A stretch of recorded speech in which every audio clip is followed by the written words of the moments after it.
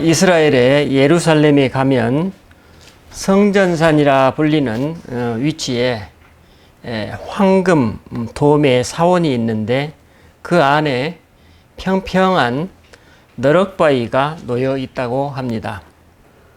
이 사원은 이슬람 제국이 예루살렘을 정복하고 나서 상당히 세월이 지난 서기 691년에 현재의 사원을 지었다고 합니다. 그런데 창세기에 따르면 아브라함이 하나님의 음성을 듣고 아들 이삭을 하나님께 바칠 때 이삭을 묶어서 뉘었던 곳이 바로 그 바위가 있는 곳 모리아산이었다고 합니다. 그리고 이 바위가 위치했던 자리가 무엇보다도 중요한 이유는 솔로몬이 바로 이곳을 중심으로 성전을 세웠기 때문입니다. 즉 이삭을 뉘었던 그 번제 바위가 성전의 가장 거룩한 장소인 지성소가 되었고 그 위에 언약궤가 놓여 있었던 것입니다. 이처럼 솔로몬이 지은 성전은 시온전 996년에 건축이 시작되어서 약 7년 6개월 만에 완공되었다고 합니다. 하지만 3차 핵을 진 바벨론의 침입으로 결국은 성전이 무너지게 되었고 그 후 바사 왕 고레스의 명령으로 이스라엘이 포로가 된 지 70여 년 만에 스룹바벨의 지휘 아래 성전 재건을 시작하여서 여러 우여곡절을 겪은 후 기원전 516년에야 완공하게 되었는데 이를 제2성전이라고 말합니다. 그 후에 500여 년이 지나서 BC 20년경 헤롯 1세가 다시 성전을 짓기 시작하여 약 46년 만에 화려한 성전을 완공하여서 헤롯이 당시 예수님 당시 유대인들의 지지를 얻었다고 합니다. 당시 헤롯 성전의 규모는 35에이커, 우리 평수로 따지면 약 42,846평에 이른다고 합니다. 그 규모와 화려함에 대해서 탈무드에 다음과 같이 기록되었다고 합니다. 이렇죠. 만일 평생에 성전을 본 적이 없다면 아름다운 건물을 보았다는 말을 하지 말라. 오늘 본문 24절로 27절, 그러므로 누구든지 나의 이 말을 듣고 행하는 자는 그 집을 반석 위에 지은 지혜로운 사람 같으리니 비가 내리고 창수가 나고 바람이 불어 그 집에 부딪히되 무너지지 아니하나니 이는 주추를 반석 위에 놓은 까닭이요 나의 이 말을 듣고 행하지 아니하는 자는 그 집을 모래 위에 지은 어리석은 사람 같으리니 비가 내리고 창수가 나고 바람이 불어 그 집에 부딪힘에 무너져 그 무너짐이 심하니라. 여기서 예수님이 지칭하고 있는 이 반석 위에 지은 집이 바로 당시 헤롯이 짓고 있었던 크고 화려한 예루살렘 성전을 의미하고 있다는 것을 당시 감각 있는 유대인이라면 누구나 이 용어의 뜻을 알고 있을 것이라는 전제하에 마태가 오늘 본문을 전하고 있습니다. 그런데 예수님은 지금 본문에서 헤롯이 짓고 있는 크고 화려한 이 난공불락의 성전이 반석 위에 지은 집이 아니라는 것입니다. 예수님의 말씀은 당신들이 지금 자부하고 있는 가장 튼튼하고 화려한 그 성전은 조만간 비가 내리고 창수가 나고 바람이 불어 그 집에 부딪히면 그 집은 무너지게 되고 그 무너짐이 심할 것이라는 경고의 말씀입니다. 마태는 이런 맥락에서 24장 1절로 2절에서 다음과 같이 다시금 예수님의 경고를 강조하고 있습니다. 예수께서 성전에서 나와서 가실 때에 제자들이 성전 건물들을 가리켜 보이려고 나아오니 대답하여 이르시되 너희가 이 모든 것을 보지 못하느냐? 내가 진실로 너희에게 이르노니 돌 하나도 돌 위에 남지 아니하고 다 무너뜨려지리라. 이와 같은 이스라엘 백성들에 대한 예수님의 경고는 실제로 AD 70년에 로마의 티투스 장군에 의해서 오늘날 통곡의 벽이라고 불리는 성전 서쪽 성벽만 남기고 모두 파괴되었다고 합니다. 예수님의 이 경고가 당시 예수님의 이 진심 어린 경고를 무시했던 유대인들에 대한 하나님의 심판으로 드러난 것입니다. 그렇다면 예수님은 당시 이스라엘 백성들에게 어떤 경고를 하셨는지, 왜 그 경고를 하실 수밖에 없었는지 오늘 우리가 파악할 수 있다면 우리는 당시 유대인들과 똑같은 오류에 빠지지 않을 것입니다. 이 시간에는 예수님이 말씀하시는 반석 위에 집을 짓는다는 것이 무엇인지에 대해 여러분과 함께 생각해 보는 기회가 되기를 바랍니다. 먼저 예수님은 당시 이스라엘의 거짓 선지자들에 대해서 경고하십니다. 15절로 19절 말씀입니다. 이렇게 말씀하셔요. 거짓 선지자들을 삼가라. 양의 옷을 입고 너희에게 나아오나 속에는 노략질하는 일이라. 그들의 열매로 그들을 알지니 가시나무에서 포도를 또는 엉겅퀴에서 무화과를 따겠느냐. 이와 같이 좋은 나무마다 아름다운 열매를 맺고 못된 나무가 나쁜 열매를 맺나니 좋은 나무가 나쁜 열매를 맺을 수 없고 못된 나무가 아름다운 열매를 맺을 수 없느니라. 아름다운 열매를 맺지 아니하는 나무마다 찍혀 불에 던져지느니라. 우리가 구약 성경을 통해 알고 있듯이 고대 이스라엘 공동체에서는 하나님의 메시지를 전하는 데 있어 두 부류의 선지자들이 있었습니다. 한 부류는 하나님의 말씀을 전하는 참 선지자이었고 다른 한 부류는 하나님의 말씀을 전한다고 주장하지만 사실은 그렇지 않은 거짓 선지자들이었던 것입니다.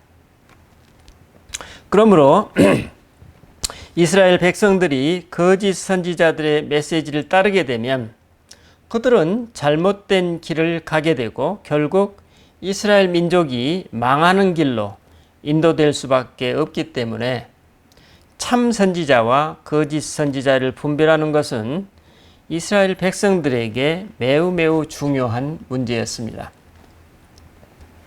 그래서 이스라엘 백성들은 참 선지자와 거짓 선지자를 늘 분별하려고 했고 결국 누가 옳은지에 대한 이 두 부류를 가르는 기준은 누구의 말이 옳은지 기다려보는 것이었습니다. 그러니까 시간이 지나면 누가 옳았는지 드러난다는 것입니다. 하지만 어떻습니까? 시간이 지나면 그때는 이미 늦은 것입니다. 그런데 방금 말씀에서 예수님은 그런 방법이 아니라 참 선지자의 분별을 위해 조금 더 신속하고 분명하게 감지할 수 있는 방법을 제시하십니다. 그건 바로 당신들에게 가르치고 있는 그들이 지금 어떤 삶을 살아왔고 어떻게 살아가고 있는지 그들의 실제 삶을 보라는 것입니다. 왜냐하면 양의 탈을 쓴 이리처럼 거짓 선지자들도 역시 말은 번지르르 하지만 실제 살아가는 삶은 그들이 전하고 있는 말과는 전혀 다르다는 것입니다. 상당히 단순하면서도 누구라도 분별할 수 있는 원칙입니다. 이처럼 예수님은 그들이 전하는 그 메시지와 그들의 삶을 다음과 같은 유비로 설명하십니다. 이렇죠? 그들의 열매로 그들을 알지니 가시나무에서 포도를 또는 엉겅퀴에서 무화과를 따겠느냐. 이와 같이 좋은 나무마다 아름다운 열매를 맺고 못된 나무가 나쁜 열매를 맺나니 좋은 나무가 나쁜 열매를 맺을 수 없고 못된 나무가 아름다운 열매를 맺을 수 없느니라. 예수님이 이처럼 그 나무의 건강성과 그 나무에서 나온 열매의 견실성이 결코 분리될 수 없다는 사실, 그 누구도 반박할 수 없는 논리로 설명하십니다. 즉, 그 사람과 그 사람이 드러내는 삶과 그 삶의 궤적을 보고 그 사람을 판단하라는 것입니다. 그 사람의 삶의 열매가 곧 그 사람이 하나님의 말씀에 토대하고 있는지 그렇지 않은지에 대한 분별의 기준으로 삼으라는 것입니다. 그리고 예수님은 이제 당신의 제자들을 염두에 두신 듯이 좀 더 구체적이고 실제적으로 설명을 이어가십니다. 21절로 23절 말씀입니다. 나더러 주여 주여 하는 자마다 다 천국에 들어갈 것이 아니요 다만 하늘에 계신 내 아버지의 뜻대로 행하는 자라야 들어가리라.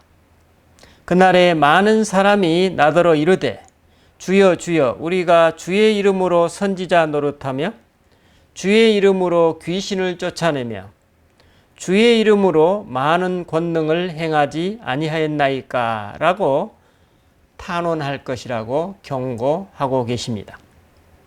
그리고 다음과 같이 정리하십니다. 23절입니다. 그때 내가 그들에게 밝히 말하되 내가 너희를 도무지 알지 못하니 불법을 행하는 자들아 내게서 떠나가라 하리라. 예수님은 여기서 내가 너희를 도무지 알지 못한다고 선언하십니다. 어떤 사람에게 도무지 알지 못한다고 하십니까? 그렇습니다. 주여 주여 하면서 주의 이름으로 선지자 노릇하며 주의 이름으로 귀신을 쫓아내며 주의 이름으로 많은 권능을 행한 사람들을 향한 예수님의 냉정한 선언입니다. 그렇다면 우리는 여기서 의문에 휩싸일 수 있습니다. 그렇다면 과연 누가 하나님의 사람들이란 말인가? 예수님은 왜 그들을 알지 못한다고 선언하시는가? 여러분은 이 질문에 대해서 어떤 응답을 가지고 계십니까? 먼저 하나님의 사람들이란 어떤 사람들을 말합니까? 그렇습니다. 하나님의 뜻대로 하나님과 함께 살아가는 사람들입니다. 예수님의 표현을 빌리자면 아버지의 뜻대로 행하는 사람들입니다. 그리고 또 하나님의 사람들이 어떤 사람들인지 예수님이 직접 규정하십니다. 즉, 하나님이 그 사람을 아신다는 것입니다. 예수님의 이 말씀은 이제 역으로 그 사람도 하나님을 안다는 것을 전제합니다. 그렇죠? 그러므로 예수님이 말씀하시는 하나님의 사람은 자신의 일방적인 투사로 하나님을 아는 일방적인 알미 아니라 하나님과 그 사람 간의 상호적 암과 친교와 사귐을 전제하고 있습니다. 그리고 사실 그런 사람만이 하나님의 뜻을 보다 잘 분별하고 그 뜻에 따라 행할 수 있습니다. 오늘의 상황에 맞추어 다시 말하면 그 사람 안에 내주하고 계신 그리스도의 영이 그의 존재와 삶에서 자연스럽게 드러난다는 것입니다. 바로 이런 존재와 삶, 그 자체가 예수님이 말씀하시는 아름다운 열매임을 알 수 있습니다. 그러므로 열매 맺는 삶이란 흔히 생각하듯이 어떤 가시적이고 외형적인 결과물이 아니라 오늘 본문에서 설교 서두에 말씀드렸던 화려한 헤롯의 성전과 같은 그런 외견적인 것이 아니라 눈에 잘 보이지 않고 어쩌면 사람들에게 감추어져 있다고도 볼 수 있습니다. 즉 아름다운 열매란 크고 튼튼하고 화려한 건물이나 강력한 권능의 현시가 아니라 그의 존재와 삶에서 드러나는 아름다운 삶 그 자체라는 의미입니다. 우리 인생에서 중요한 것은 좀 더 깊은 것, 좀 더 인격적인 면에 감추어져 있다는 것입니다. 어떤 사람들은 예수님의 이름으로 놀라운 일들을 행하지만 예수님을 인격적으로 잘 알지 못하는 경우가 있습니다. 눈에 보이는 크고 놀라운 업적들만으로 그 사람이 진정 하나님의 사람인지 보증할 수 없다는 것입니다. 결국 예수님의 말씀은 그리스도의 영이 자연스럽게 드러나는 그 사람의 인품과 그 사람의 삶이 곧 반석 위에 지어진 집과 같다는 것입니다.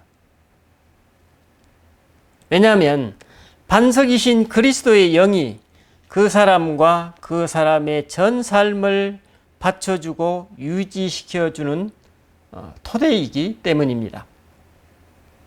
하지만 이러한 삶이 오늘 현실에서는 어떻게 드러날까요? 여기서 예수님이 말씀하시는 아름다운 열매란 그 사람과 그 사람의 삶에서 드러나는 성령의 9가지 열매로 요약될 수 있을 것입니다. 사도 바울이 이렇게 얘기했죠. 사랑, 희락, 화평, 오래 참음, 자비, 양성, 충성, 온유, 절제 등의 덕목입니다. 이 열매들의 대부분은 사실 약육강식의 원리가 지배하는 이 세상의 생존 현장에서는 어쩌면 무익하고 쓸모없는 덕목입니다. 왜냐하면 세상의 생존의 현장에서는 이런 덕목들이 무능의 표현이고 비현실적인 이상이고 때로는 나이브한 아마추어로 비춰질 것이기 때문입니다. 그래서 예수님은 13절로 14절에서 다음과 같이 말씀하십니다. 좁은 문으로 들어가라. 멸망으로 인도하는 문은 크고 그 길이 넓어 거리로 들어가는 자가 많고 생명으로 인도하는 문은 좁고 길이 협착하여 찾는 자가 적음이라.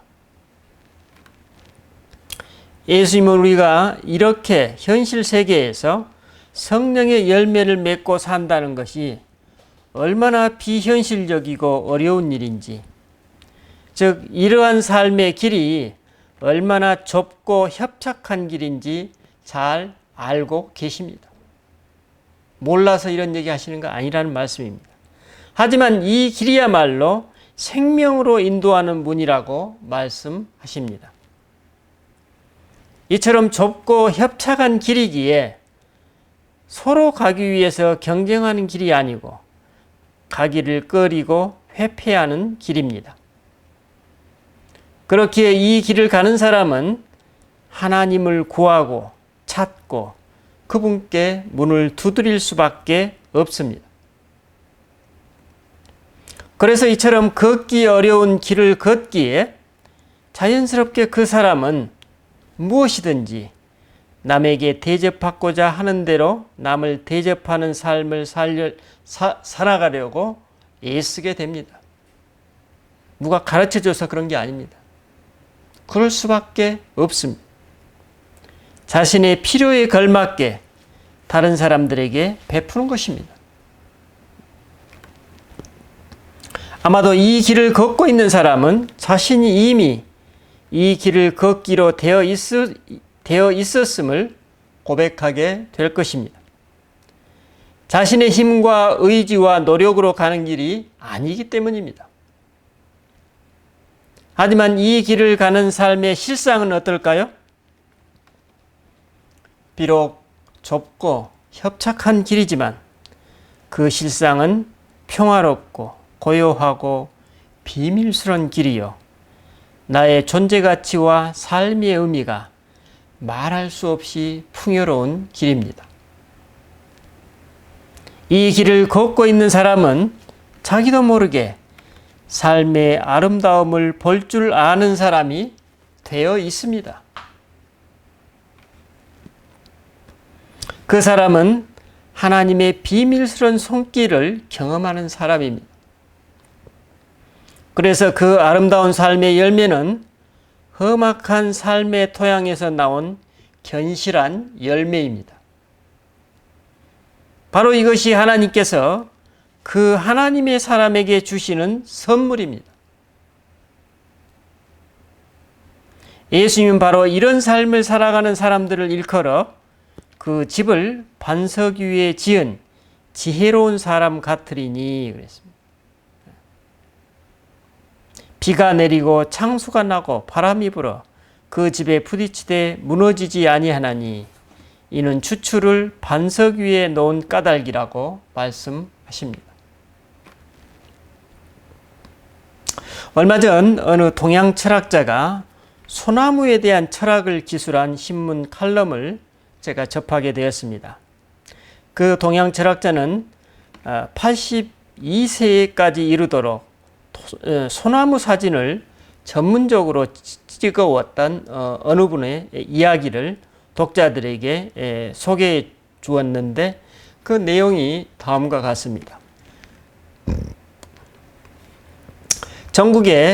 우리나라죠. 전국에 300년 이상 된 소나무가 약 2,000그루쯤 있고 그 중에서 자태가 아름다운 고송이 300그루쯤 되는데 이 300그루 중에서 소위 신과 같은 느낌을 주는 신송이 전국에 20그루 정도 된다고 합니다.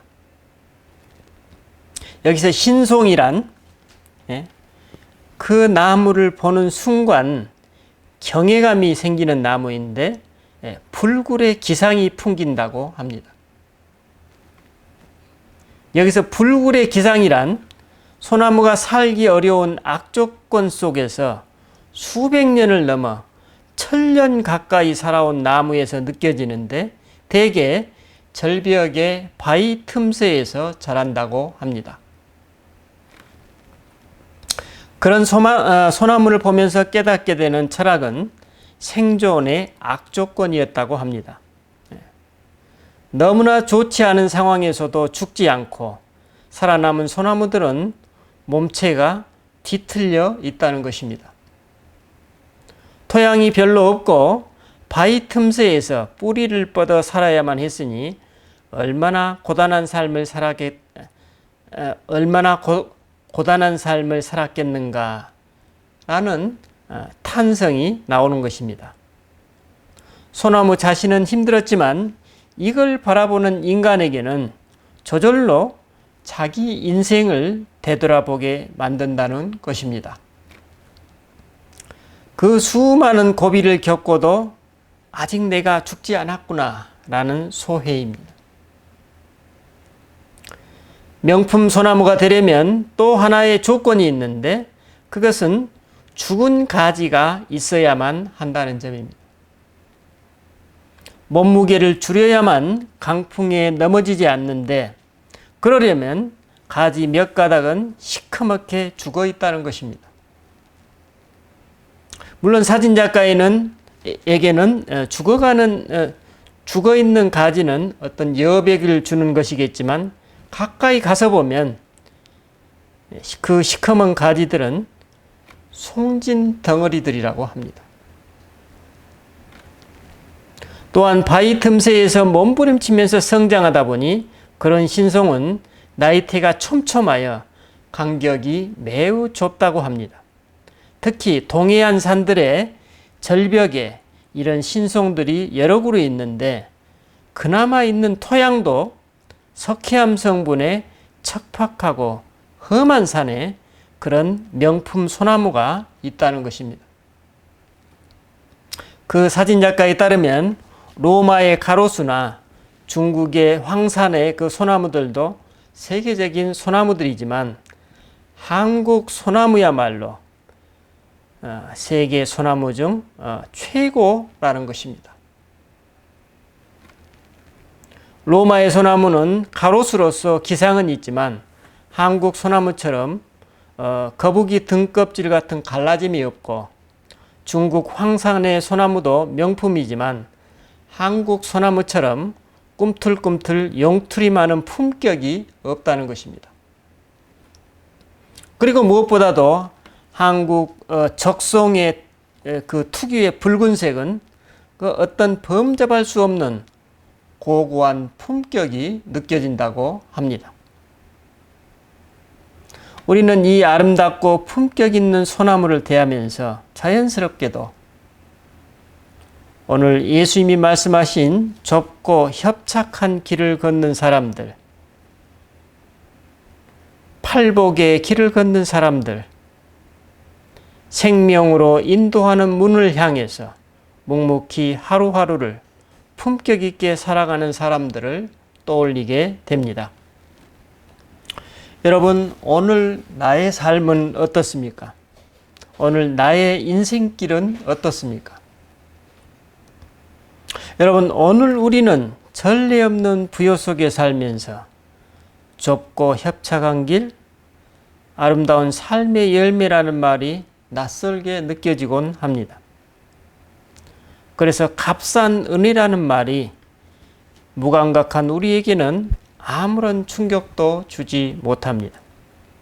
아니, 오히려 우리들이 무감각하기에 그런 자극적인 말이 불편하다고 불평하기도 합니다. 반석처럼 든든한 삶의 기반 위에서 잘 살아가고 있는데 왜 상황에 맞지 않은 말로 하나님의 부여와 선물을 흐트러뜨리냐는 불평입니다. 하지만 여러분, 이런 말들이 진실인가요? 아마 내 자신을 조금만 들여다볼 수 있는 눈만 가지고 있어도 내 삶의 실제에 조금만 더 진솔해진다면 우리가 얼마나 간절히 좁고 협착한 길, 예수님이 말씀하시는 아름다운 삶의 열매를 갈망하고 있는지 알게 될 것입니다. 단지 우리가 우리 마음속을 잘 보지 못하는 상태입니다. 그래서 품격 있고 고고한 삶을 살아가는 사람들은 다른 사람들의 솔깃한 이야기를 듣고 그것에 전적으로 의존하지는 않습니다. 누구에게 무엇을 들었건 그것은 그 사람에게 참고사항일 뿐입니다. 왜냐하면 내 존재와 나의 삶은 이 세상에서 유일무이하기 때문입니다. 바로 그렇기에 우리에게 성령 하나님의 내주와 그분의 가르침과 그분의 안내는 필수 불가결합니다. 예수님은 마태복음 5장에서 7장에 이르는 이 산상수훈, 이 산상수훈의 마지막 부분, 오늘 본문에서 다음과 같이 정리하십니다. 좁은 문으로 들어가라. 멸망으로 인도하는 문은 크고 그 길이 넓어 거리로 들어가는 자가 많고 생명으로 인도하는 문은 좁고 길이 협착하여 찾는 자가 적음이라. 그리고 이런 길을 실제로 걷는 사람들에게서 아름다운 삶의 열매들이 드러날 것이라고 말씀하십니다. 기도하십시다. 주님, 오늘 주님은 우리를 약육강식의 현장이 아니라 하나님 나라로 부르고 계신다고 말씀하십니다. 그렇게 우리는 이 무절제하고 무감각한 세상을 하나님 나라로 바꿔야 하는 사명을 가지고 태어났습니다. 그리고 그 사명은 바로 내 안에서부터 시작된다고 말씀하십니다. 그렇기에 우리가 살아가고 있는 이 삶의 실제가 비록 약육강식의 그 생존의 현장이라 할지라도 우리는 남들이 가지 않은 좁고 협착한 길, 우리가 생존하기에는 무기력하고 나이브하며 비현실적인 길이지만 그 아름다운 길을 걷는 사람이 반석 위에 집을 짓는 지혜로운 사람이라고 주님께서 선언해 주십니다. 주님, 우리가 그런 복된 길을 행복하게 걸을 수 있는 자유와 용기를 허락하여 주시옵소서. 감사드리고 예수님 이름으로 기도드립니다. 아멘.